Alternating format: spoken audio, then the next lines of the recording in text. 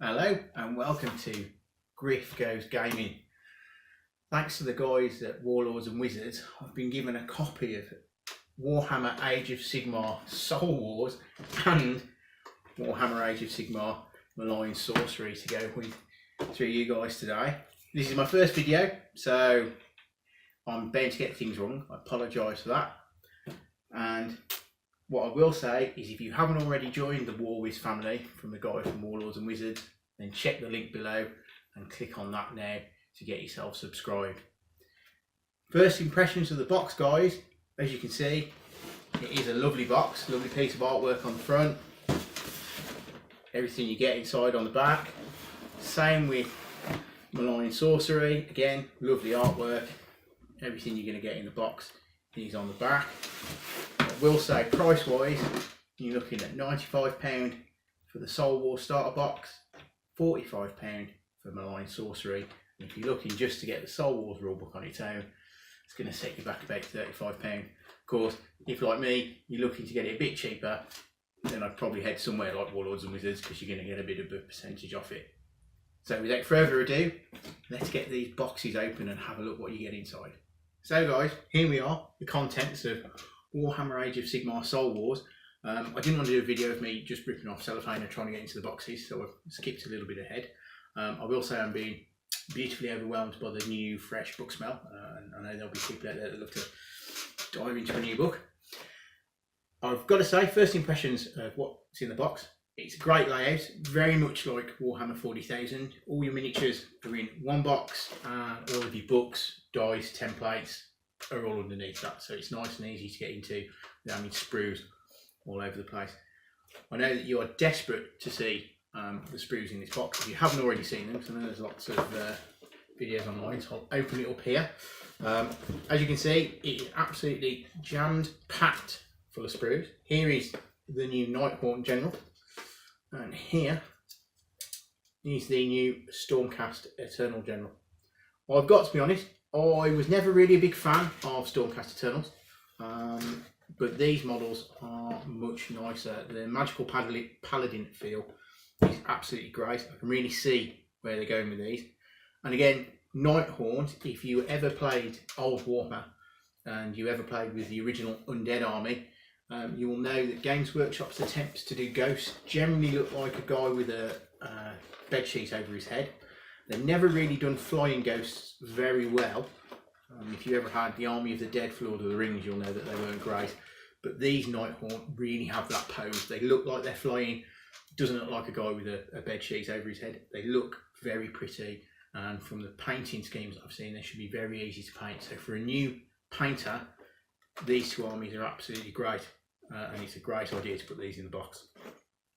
To help you out with that, obviously a bit like Warhammer 40,000, you get your instructions on how to put them together. Again, if you've been putting together any recent Warhammer or Necromunda models, these are very much the new instructions, easy to follow, nice, numbered, you get coloured parts, so you know what you're sticking to what. I've read through these and I'm happy to say that unlike in Necromunda, there shouldn't be any really fiddly little bits. If you've ever tried to put the cigar in the Goliath leader's mouth, you'll know it's an absolute nightmare, and you know that if anyone knocks his head, it generally falls out. You won't have that problem with these. They're easy hard-wearing models, as you'd expect from starter game miniatures, so you know they look nice, easy to put together.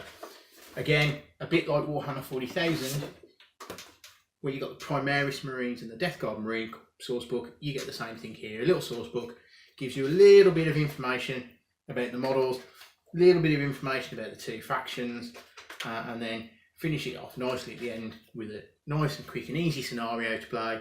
2 players, half the board each, put your armies on the table, learn how to play. Nice and simple. This itself is supported by this weighty tome, which is the hardback rulebook. Now, there are only 16 pages of rules in Warhammer Age of Sigmar, so as you would expect, and a bit like the new Warhammer 40,000 book, the majority of the book is given over to background. And you can see a lot of new artwork in the book. A lot of the stories are laid out in a much more simpler fashion. If you've ever been trying to keep pace with the narrative, you can get a bit confused because some of the stories are a bit all over the place. With this book, what Games Workshop have done is they've simplified it, they put it in chronological order, and it's nice and it's simple. You'll get a page with just one bit of story that you can follow, and it moves to the next page. Now, if you are a lover of the Age of Sigmar background, this is perfect for you. And the one thing that I will give kudos to Games Workshop for, they've been completely true to their word. The narrative of the game has moved in this book. So if you've seen the Malign Portents website, or you've been watching the events that Games Workshop has been running, those events are reflected in this game. So Malign Portents is described in here, and the history has moved forwards. As a previous gamer, someone who took part in the old Eye of Terror campaign and the Storm of Chaos campaign, one of our big complaints was you played in massive worldwide internet campaigns, you won great victories, and then nothing changed in the background. Caddy didn't fall or get saved, and Archeon didn't die after failing to take Midnight. That doesn't happen anymore. This is proof that Games Workshop will be moving this narrative forward, so the games you play will matter. One lovely thing in here that they have done is every realm has been given a map, and those realm maps will not only give you a picture of what is in the realm, but also they've now given a timeline to what happens in the realm. So here you go, for example, here's Shannon, the realm of metal. So you get a map of what's in the realm of metal, a couple of the important cities, but also a timeline of the events that's been happening, again from the Age of Myth all the way up until today. Now, as someone who loved the background of Age of Sigmar, my one complaint has been, unless you have got access to every battle tome, all this information has been spread across all of the Age of Sigmar literature. Now it's all in one place, so this book is great for putting all of that source material in one place. You don't have to go out and buy 12 battle tomes just to find out what's happening in each different realm. You get an idea here. Again, as I said, the rules are in the back, 16 pages of rules. What is different this time around is that parts of what were in the old General's handbook has come into this. So you've got the rules for match play are now in here, as are the allegiance abilities for order, death, chaos and destruction.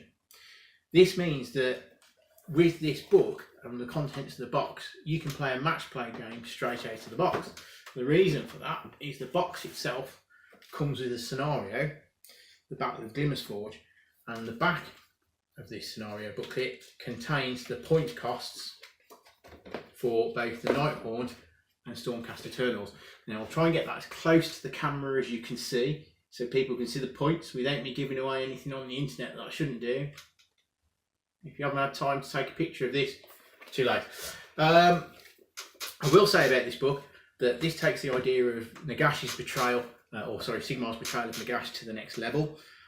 Basically the story is about a town where one of the previous defenders of the town, who was just a normal human, did great deeds in its defence but was overlooked by both Sigmar and his higher than thou Sigmarites, to the point where he got so fed up of looking at statues of people that had just done one-off great deeds that he sold his soul to Nagash and has now come back as the Nighthaunt General to raise the town from the ground. So it's a great little story, and it should give you some great battles. Now, one thing I will add, if you're a tournament gamer and you, like me, can't abide taking a rather large tome like this to a tournament because you just haven't got space in your bag, what you will find in the box set, much like the old Warhammer 40,000, is the light version of the rules. Now, I know people out there will be crying that they're free, you can just download it. If you're not looking to take a paper-bound copy of the rules held together by a staple, there is a book for you. Albeit you will need to buy the box set to get it, but if you're getting the models anyway, there's a great extra that you're going to get with it. Okay, so I can see a lot of people screaming out to get these, probably on eBay, because I know that the old little one 40,000 one used to go. So that is the contents of this box. It's great for beginners. I think new starters will love it. You've got everything in there that you need to play, and you've got everything in there you need to start playing match play. Now, the one thing that I did also find is the War Scroll cards. Now, previously you used to get these War Scroll cards if you brought the Sigmarite army cards, you brought the Uruk army cards. They have now come in the box for the two armies, so you've got all the information you need to know how to play with the units are right there. Again, this information is in the two books, so if you do lose the cards, you still be able to play with them. But it is great to have these cards, because I know trying to run through the order source book when trying to find out what the stats are of your Wood Elf Bowman is a nightmare. So if you can get a card for your army, absolutely great. You get some dice. Unlike the other games, they're nothing special. They're just nice shiny dice, but they're not inscribed or anything. And you get one of the new sort of plastic range rulers. So again, I'm not going to rave about that. It's tools for the job, and no doubt you'll have some nice dice yourself, or you'll buy some nice dice. That's the contents of the Xbox, guys. So what I'll do is we'll move on to the unboxing of Malign Sorcery.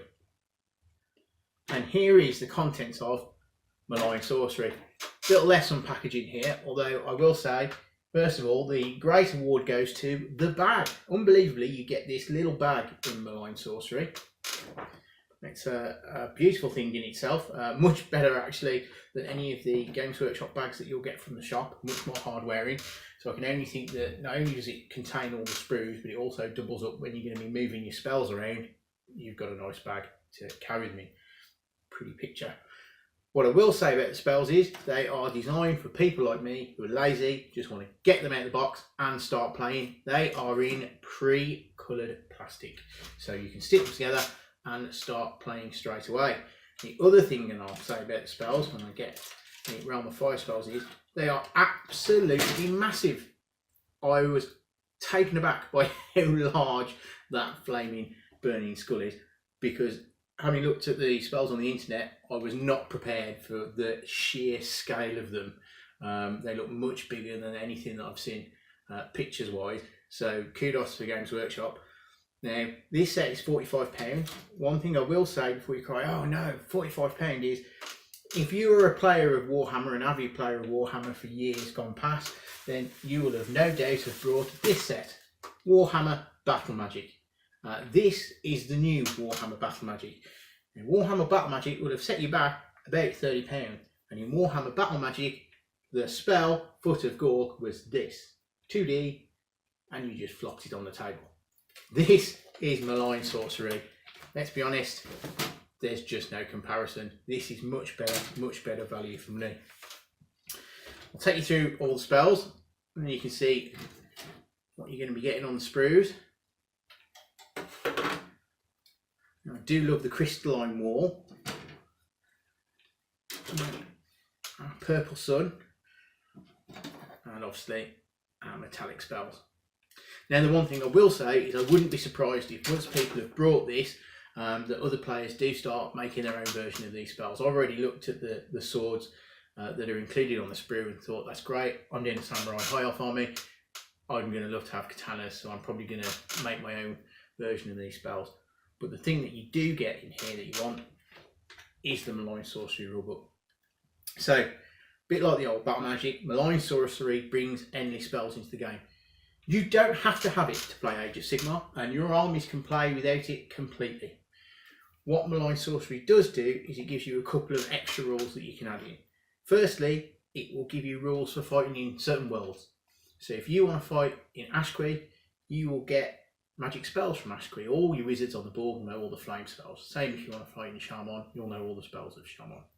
The other thing that it also allows you to do is if you're doing an army from a realm and you decide that, you know, your Ideneth has been hiding out in Shyish, then you can then take artifacts from Shyish. And there's two lists starting on page 79. It gives you lists of both artifacts of power, which are either weapons or relics. So you can take either a weapon or a relic. And as you know, depending on how many battalion war scrolls you have, you can take additional relics. This does allow you to choose between these or the ones that are in your allegiance abilities. So you could have this, one of these, or your allegiance list. There's no restriction on which you do. Okay. The spells themselves are actually pointed. So if you want to include a spell in your army, you do get a spell war scrolls card. Now the only thing is each box will only come with one war scroll. A spell will set you back anywhere between 40 and 100 points to include in your army. And once you put it in, every wizard in your army will know that spell. Once you've cast it, that's it. It's on the board and it's in play. It's an absolutely great set, much better than the original Battle Magic and well worth it.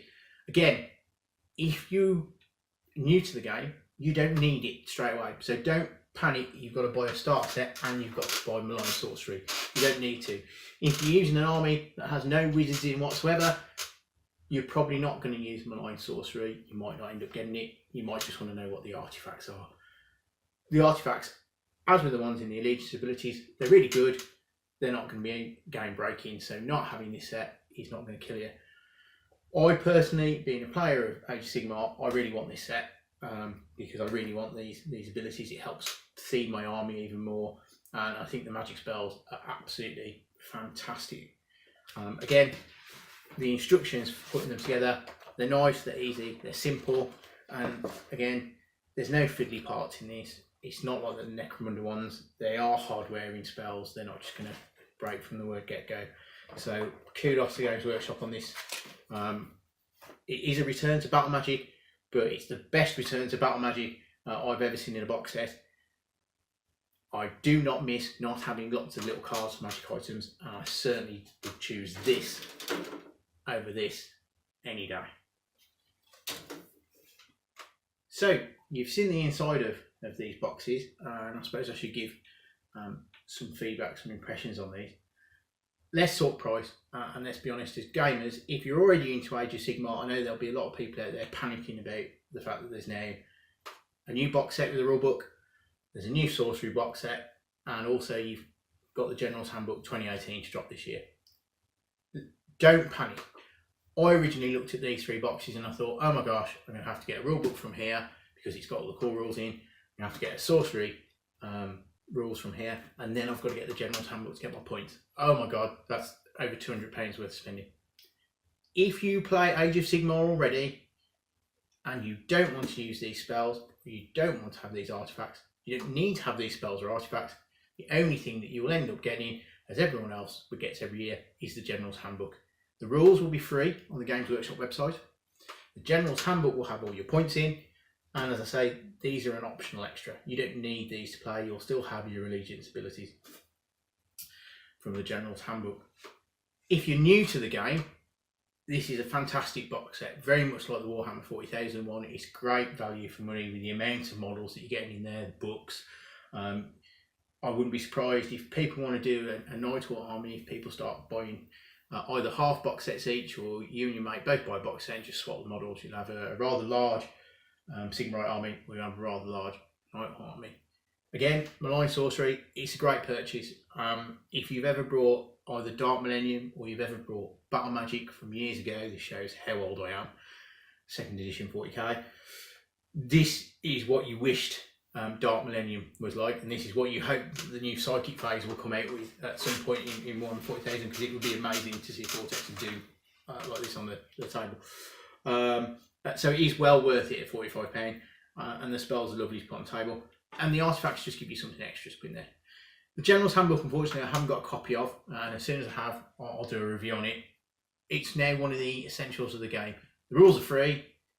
You're going to have to pay something to play, and what you're now paying for is that points every year. So what I can say, guys, is I think Games Workshop have done really well.